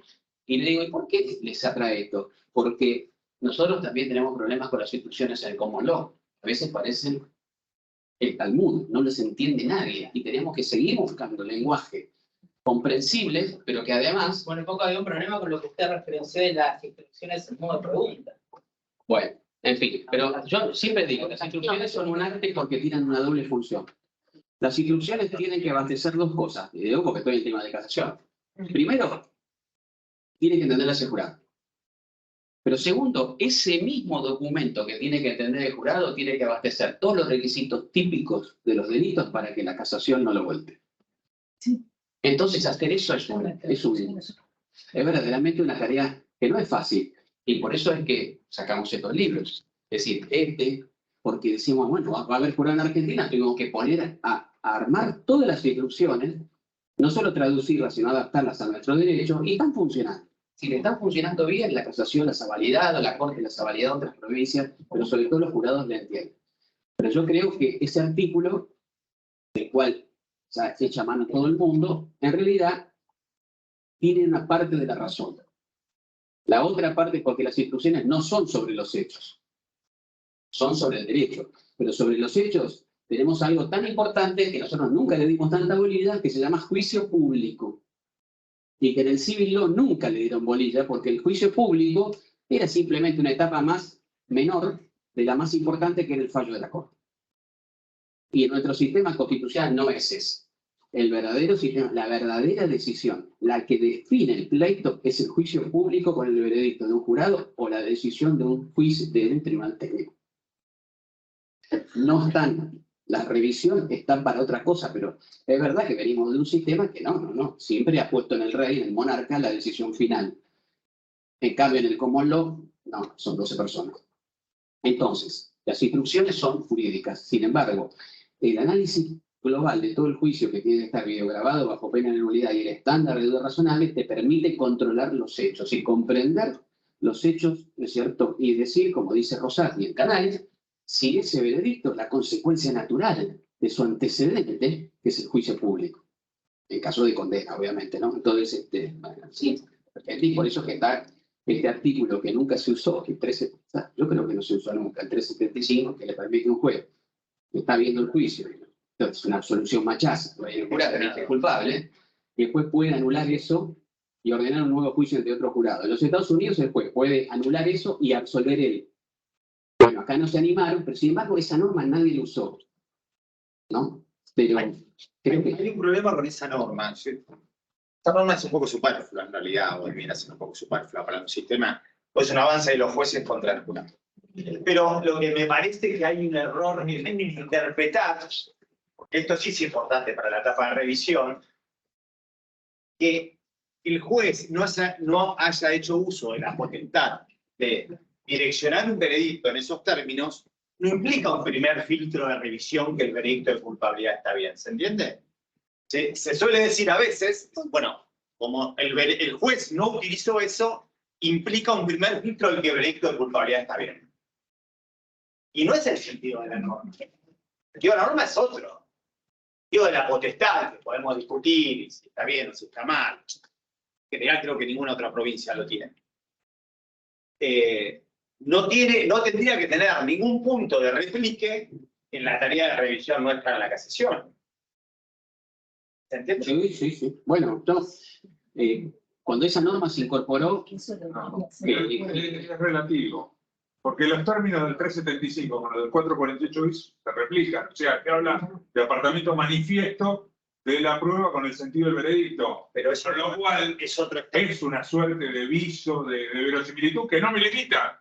Obviamente que no me limita. Pero yo no, pero a mí me parece que yo no podría apoyarme en que el juez no hizo uso de esa potestad. No, apoyarme no, pero es un viso. No. Es una discusión. Pero me parece que nosotros, la tarea de revisión nuestra, no tiene que tener en cuenta si el juez hizo uso o no hizo uso. No. Bueno, si no, porque además siempre que te llega es porque no hizo uso.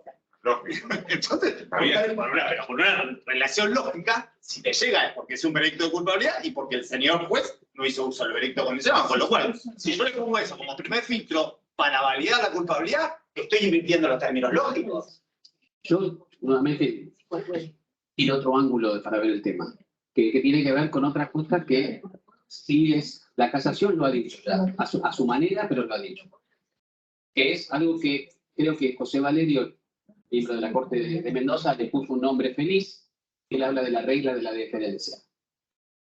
Revocar un veredicto jurado es algo muy costoso.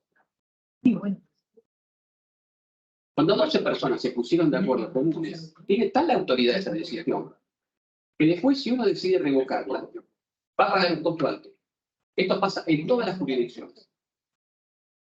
Entonces, Creo yo que la razón por la cual no se utilizó el 375 es quizás porque no se dio el caso, pero creo que lo que todos los jueces, todas las personas que están, cuando ven, es decir, yo ya conozco muchos jueces que estaban en contra totalmente. Claro. San Martín es un montón, San Isidro, pero San Martín, cosas básicamente con lo que hablo, o sea, uno muy bueno, yo, Aníbal Velázquez, me decía, mira, yo estaba en contra totalmente, pero ahora no quiero ser más juicio técnico. Bueno, ¿y por qué? Porque yo ya hice 5 y veo que las decisiones de los jurados son totalmente razonables y son quizá las mismas que yo habría dado. Entonces, y tengo respeto por eso. Con lo cual, él me estaba diciendo que a él no se le ocurriría nunca ir en contra de esa decisión. Y creo yo que por eso es que el 375 no se usó todavía. Sin embargo, en los países con una inmensa tradición jurídica, que son los anglosajones, detestan perder tiempo. Entonces ellos te dicen, entonces, ¿por qué tengo que ir a la casación si yo puedo adelantar la casación en el distrito? Entonces, si solamente en beneficio del inculpado y en función del principio de lo razonable, entiendo yo, como fue el que estaba viendo la mía prueba de jurado, que acá hay que absolver totalmente.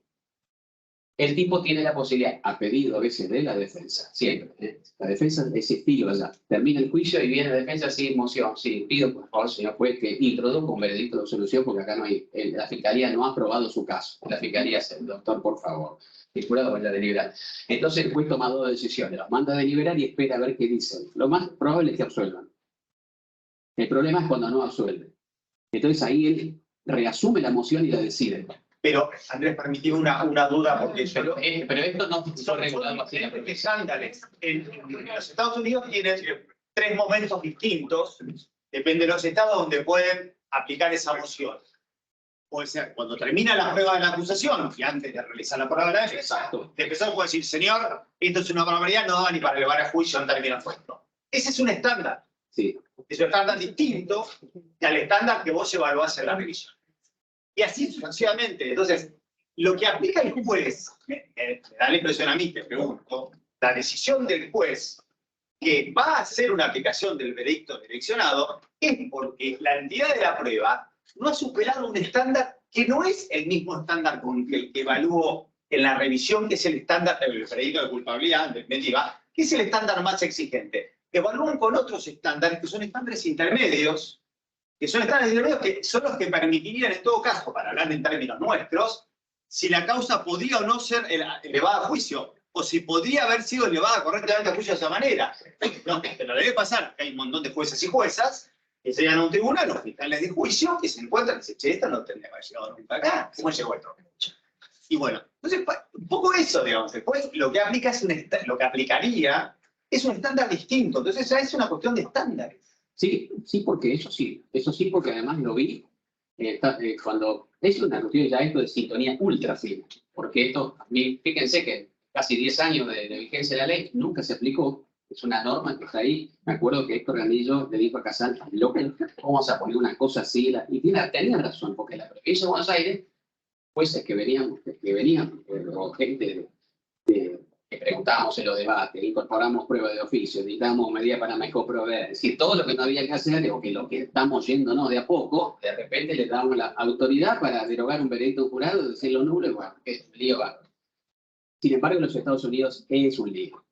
Es decir, en general es muy frecuente, porque al punto cuando el juez, el jurado dice, condeno, y el juez dice, no, discúlpeme, esto es una barbaridad, absuelvo, el fiscal sí tiene recurso contra esa absolución dictada por el juez, porque él sí obtuvo ese control del jurado, ¿no? Entonces, pero la discusión de los estándares, te la doy la derecha, porque hay veces que los jueces, y esto tiro otro tema de la discusión, este es el Tribunal de Casación Penal, pero ustedes saben que el Código Civil, que es una norma importante del país, introdujo las cargas probatorias, los estándares flexibles de prueba. Es decir, nosotros en penales, más allá de todo algo razonable, cuando metamos el jurado civil vamos a poner el estándar de prueba preponderante, que todo el mundo conoce, que es menos que la duda razonable. Entonces, gran parte de estas discusiones ya les empezó a dar la casación con el tema de la individualización de la pena. En los Estados Unidos, el jurado dice culpable, entonces el jurado se va, van a una audiencia de cesura donde el juez tiene que decidir el monto de la pena, las atenuantes eximentes bajo el estándar de preponderancia de la prueba, no de duda razonable. Y la Corte Suprema norteamericana le dijo duda razonable. Es decir, las discusiones están. ¿Con qué estándar decide el juez si decide absolver o no? Tiene razón Ariel, pero hay veces que depende del caso, el juez le impone más cargas probatorias aún a la fiscalía. Es cierto que las defensas afirmativas de un eximente, nosotros tenemos dicho que la carga de la prueba exigible a la defensa es prueba preponderante, no es distinta al estándar de prueba de la acusación. Porque es diferente la distribución de errores desde una decisión política. Entonces, eso también cuenta. Bueno, yo esto me gustaría hacerles una pregunta a ustedes también. Nosotros siempre, como la defensa pública, nos cruzábamos de brazo, juicios técnicos, y nos limitábamos a contradecir la hipótesis acusatoria, amparándonos en la garantía de inocencia y en el indubio pro reo. Yo mismo, nosotros hemos dado cuenta en los juicios por jurado, sobre todo, que basta hablar de eso, o creamos nuestra propia narrativa del caso. Es cierto, y si decidimos nosotros vamos por una legítima defensa, surge en nosotros una carga probatoria que no altera la duda razonable, pero no podemos cruzar de brazos, tenemos que ser proactivos y traer pruebas. Y en los Estados Unidos, que nadie va a discutir nunca jamás el estándar de duda razonable, etcétera, y con las defensas afirmativas, el juez le dice a la defensa, señor, usted tenía en cabeza suya, sin alterar esta presunción, de que usted tenía que traer algo que demostrarse que su cliente estaba inimputable o que se había defendido, o si es una defensa de coartada, que el tipo estaba en Turquía al momento del hecho, y entonces el tipo tiene que traer algo. Es decir, no puede esperar que el fiscal sea el que vaya y le busque. No le va a decir. Esto va a empezar a discutir. Y esto va a la discusión que tira Daniel acá, que son, bueno, bien. Yo creo que ese es otro de los grandes hitos del juicio por jurado. Nos puso a nosotros a discutir estándares de prueba mensurables. Porque yo, que soy profesor de la facultad, también de Derecho, me decían, bueno, explica el indubio pro reo. Explicábamos, bien, pero bueno, ¿y cuáles son los grados de certeza positiva, certeza negativa? Era todo chamullo. Es decir, porque nunca había estado sistematizado. En cambio, en el common law, esto es casi hasta los policías saben qué es causa probable para allanar. ¿Cuál es la causa probable para detener una persona? ¿Cuál es la causa probable para requisar un automóvil? Ellos saben que no la tienen, no lo hacen porque después se les cae todo y el fiscal los echa. Causa probable, prueba preponderante, prueba más que preponderante, así se llama, prueba duda razonable, etc. Inclusive, la última vez que estuve en los Estados Unidos vi los estándares que se usan en el derecho de familia para, por ejemplo, decidir a quién le corresponde la tenencia de los niños. Y usan casi un estándar casi parecido a la duda razonable. ¿Por qué? Porque pero las tienen tabuladas, tasadas, es decir, es como más objetivo. Y yo creo que hemos entrado en esa discusión. El derecho administrativo, un grado bajo. Hemos entrado en esa discusión. Así que bueno, no, pero miren todo lo que estamos discutiendo y yo siempre, Víctor me dice, mirá, una de las cosas que me gustaría que por ahí, ¿viste? Habláramos en espacios como este, es eso que él está machacando un montón. ¿No es cierto? Nosotros tenemos oralidad del año 1992 en el país, hace muy poco. Entonces, aún así, el juicio oral termina imponiéndose en Argentina, pero sufre ataques. El abreviado sufre. Dos entre ríos se pueden abreviar perpetuas. Sí. Cuando no sabemos, no nos damos cuenta que a veces no tenemos ninguna otra alternativa que hacer el juicio público, porque el juicio público cumple además una función político-criminal trascendental en la sociedad.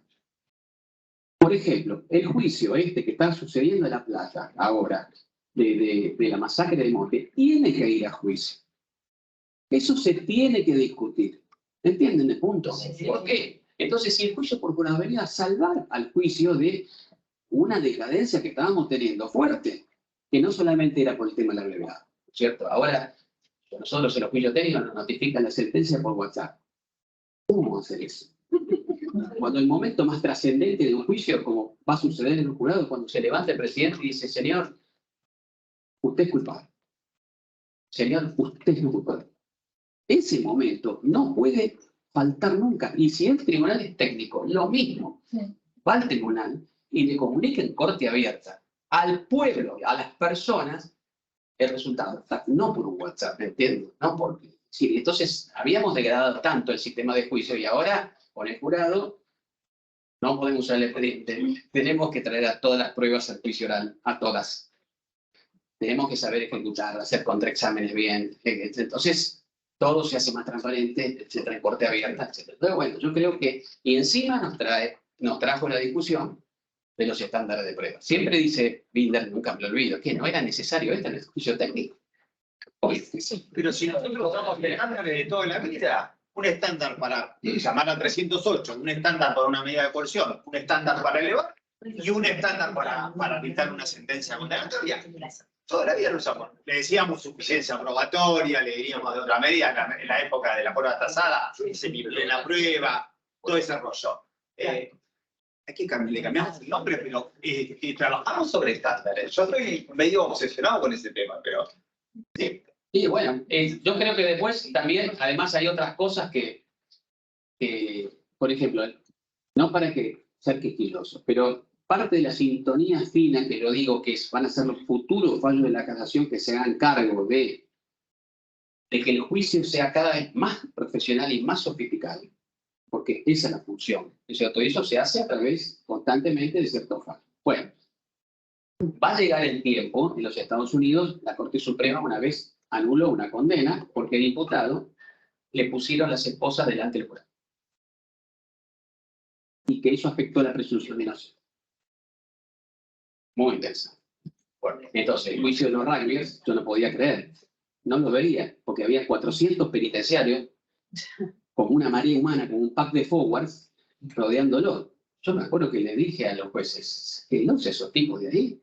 No, es un lío bárbaro. Dice que si no son, qué sé yo, viste, la garza sosa, yo no sé, no va a haber problemas, ¿no? Pero hay unos líos bárbaros en la sala de tribunal. Pero eso, si un jurado ve que estos tipos están totalmente rodeados de penitenciarios y se los llevan presos, hay una advertencia que hacer. Es decir, el imputado tiene derecho a estar libre delante, al lado de su defensor. Con medidas de seguridad fuera, lo que quieran. Bueno, después todo el tema del uso de celulares. Hoy en Rivanero hubo un drama porque se filtró en un juicio muy mediático de allá, de pelea entre familias gitanas y que la salida, no sé, el tipo agarró la pick-up, metió marcha atrás y se llevó puesto a 5 que estaban en la banquina. Uno murió y los otros heridos. Bueno, la fiscalía va por homicidio doloso. La defensa dice somos culpables, pero esto fue un accidente de tránsito. Pero es tremendo la tensión que hay ahí. Hoy se empezó el juicio. ¿Qué pasó? Entró una chica con el celular, filmó al jurado, le sacó. Y los jurados le avisaron al juez. La defensa muy chicanera. No quiso que se hiciese el juicio. Dilató todo lo que pudo. Y ahí... Entonces, digo, ¿cómo? Entonces, ahora, yo que estuve en las cortes norteamericanas, apenas entro, su celular, por favor. Pues nadie puede entrar. Por eso te digo que en las películas están los tipos pintando, dibujando el rostro del imputado. Porque estas son pequeñas cosas que hacen a preservar el sistema jurado. Los jurados están muy nerviosos porque los están filmando. Entonces, bueno, todas esas son pequeñas cosas a veces. Ya ni siquiera sé si son de jurídicas o de superintendencia, pero el Tribunal de Casación puede empezar a ver porque hace al desarrollo profesional del derecho. Sí. Una cuestión respecto del valor constitucional convencional que tiene el rol de la víctima actualmente cuando se constituye como particular ramificado, bueno, todos los derechos que fue ganando a través del tiempo y la historia, cómo se conjugan con su acceso a la justicia, ¿no? Y bueno, y la posibilidad de recurrir, ¿no? Ya sé que no la tiene y todo bien. Pero bueno, hay un montón de planteos, un montón de cuestiones, más con las víctimas de género en este sentido, ¿no? Bueno, yo agregaría que también se puede dar una situación de desigualdad, no tener ninguna incidencia, obviamente es una garantía del imputado, en recibir el juicio por jurado, una víctima, en un caso que no se sustanció por el juicio por jurado, tiene derecho a realizar su fallo y en un caso con el jurado perdería esa posibilidad de revisión que no tiene derecho la garantía y también. No. No es el pueblo. Yo no, pero creo que el acceso a la justicia. El acceso a la justicia lo tuvieron llevando el caso ante la jurisdicción y la decisión. El recurso no es una garantía ni una prerrogativa convencional para ningún acusador. Escuchamos a Andrés. No, yo creo que el tema, yo nuevamente yo entiendo las cuestiones, porque además es nuevamente uno de los puntos más fuertes.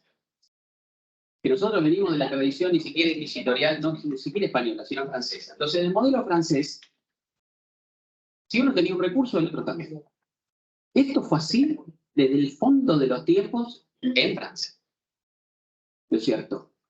Y nosotros venimos de esa cultura.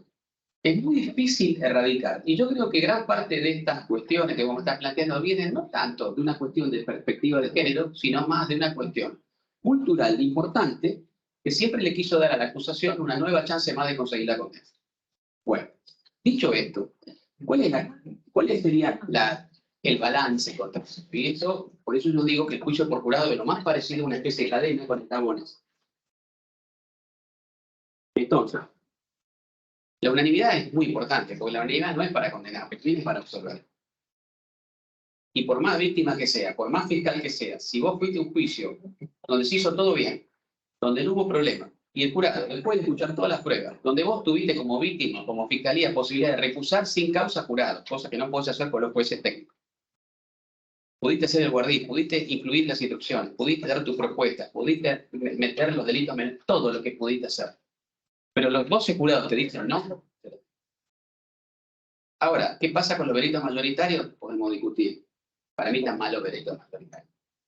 Pero el hecho de que en algún momento le tenemos que poner un punto final al pleito. Y esto va no solamente para el tema de perspectiva de género, sino hablo de violencia institucional, hablo de niños, niñas y adolescentes. Y si nos ponemos a hacer excepciones, entonces seguimos en el mismo sistema que tuvimos toda la vida de bilateralidad recursiva que no tiene límite. Bueno, entonces, más allá de que, por supuesto, nosotros hemos estudiado toda la cuestión, no hay una sola palabra en ningún pacto que autorice un recurso para la acusación, privado o público, ni uno. Ahora dicen, si la ley interna lo hace, esa es otra discusión que podemos estar agarrándonos a piñas acá hasta no sé quién sabe qué, ¿no es cierto? Porque yo creo que la casación, ¿no es cierto? La casación y la jurisprudencia argentina se está abriendo paso lentamente, por eso yo lo estoy siguiendo con atención. Todos estamos siguiendo. No se han metido en el tema del non bis in idem, que para mí es el tema. Yo vengo de la escuela Mayer Winter, y se ha metido la soberanía del jurado popular, que encarna el pueblo. Contra eso no hay nadie por sobre el pueblo. No puede haber. Es un argumento que considero correcto, pero creo que se va a terminar por imponer, porque hasta que dentro de, no sé, entendamos que el non bis in idem es un mal. Pero nosotros tenemos que entender esto. Binder lo enfatiza mucho en el tomo quinto de su obra, la monumental, que es enorme. Hay tendencias actuales de que pretenden equiparar a la víctima y al imputado. No puede ser nunca así. Por supuesto que va a haber una desigualdad hacia el imputado, histórica. Y está bien que sea así.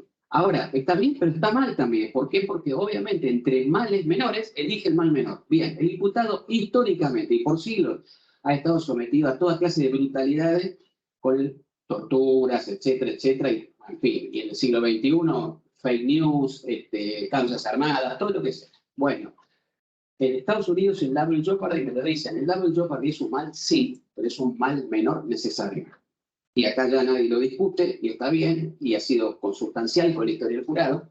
Y yo creo que, pero bueno, pero tiene muchos, ¿cierto, Carolina? Muchos correlatos. Es decir, porque primero te dan un juicio justo como nadie, todas las posibilidades de actuación. Fíjense que ni la propia ley de víctimas y de género en Argentina le da un recurso a la víctima, porque sería inconstitucional.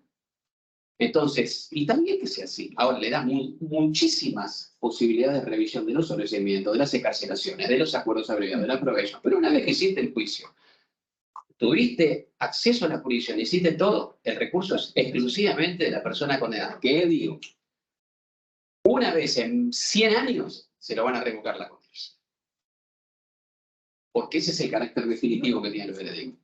¿Por qué? Porque proviene de un juicio con muchos controles de partes y que además tiene que terminar con un veredicto unánime. Entonces, si vos ni siquiera convenciste a un solo de los jurados que está bien, listo, aquí termina.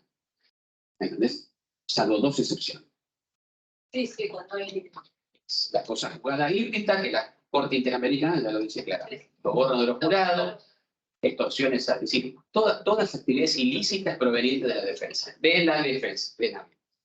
Entonces, en esas condiciones. Así que, pero eso lo vimos. Y respecto de lo que vos me decías de la víctima, estamos teniendo esos problemas con la ley de Buenos Aires. Estamos teniendo problemas. ¿Por qué? Porque hay a veces, y bueno, la casación lo ha resuelto a su modo. Tenemos 3 imputados. Los 2 dicen quiero jurado y uno dice no quiero jurado. Bueno, nosotros no estamos muy afectos a la solución de 2 juicios diferentes.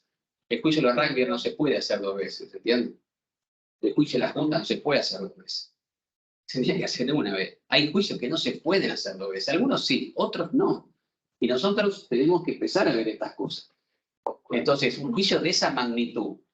Bueno, señores, hay que optar, hay que hacer un... Sí, vayan todos a jurar. Por ejemplo. Ahora, ¿qué pasa cuando víctimas están diciendo por qué? Porque esta es otra cosa que aprendimos. Yo no lo había visto así. Nosotros lo vi en juicio, lo vi. La víctima estaba declarando, qué sé yo, la mamá de la víctima. Entonces, bueno, en el momento dado se dio vuelta, lo miró al jurado y le dijo, miren, yo en ustedes confío. Porque son igual que yo. A la jueza la odiaba porque no llega bien, y le dijo, en usted no confío. En ellos sí, yo voy a aceptar lo que ustedes digan. Y ahí me di cuenta que la víctima es, los jurados no son para el acusado, también de las víctimas. Y hay muchas víctimas que ven a los jurados con ojos más cercanos a lo que ellos vivencian. Entonces, cuando la ley las sustrae a las víctimas de la provincia de Buenos Aires, del jurado, y se tiene que bancar un juicio técnico, ya se han acercado, se van a haber planteos. Van a llegar ustedes. No, pero ahora estamos escuchando al revés, que dicen hay cosas que no se pueden juzgar por jurado. Tiene que ser por juicios técnicos. Usted víctima. Sí, claro. Yo no evidencia diciendo que tenía razón Mario, ¿no? Ya estamos. Bueno. Una pregunta más. Un aplauso.